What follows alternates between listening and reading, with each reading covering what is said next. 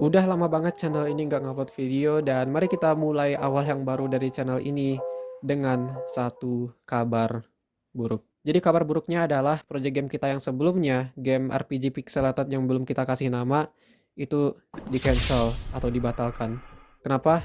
Karena di situ aku melakukan kesalahan yang mungkin kesalahan-kesalahan ini bisa dijadikan pelajaran buat kita sebagai game dev pemula. Mungkin banyak banget di antara kita yang pas baru aja belajar bikin game, baru aja mulai belajar game dev, langsung mikir kayak, wah aku mau bikin GTA 7, mau bikin game yang lebih keren dari Cyberpunk, atau sekedar kayak bikin game 3D multiplayer. Nah itu sebenarnya adalah project yang terlalu ambisius, project yang terlalu besar buat kita sebagai game dev pemula kerjakan. Jadi kesalahan itu yang aku lakukan waktu bikin project game sebelumnya.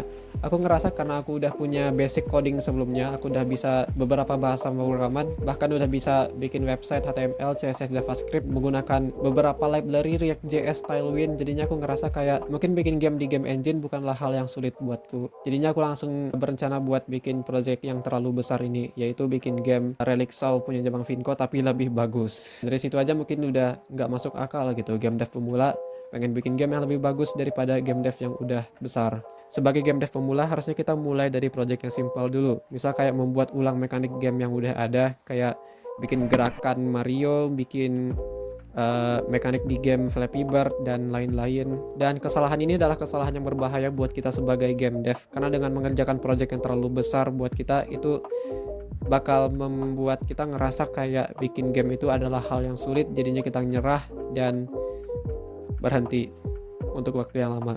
Dan ini juga yang menjadi alasan kenapa channel ini nggak ngupload dalam waktu yang lama. Karena aku ngerasa bikin project yang karena aku ngerasa project karena aku ngerasa karena beliau ini udah nggak kuat lagi ngomong lama-lama depan kamera, makanya sekarang aku aja yang gantiin buat closingnya.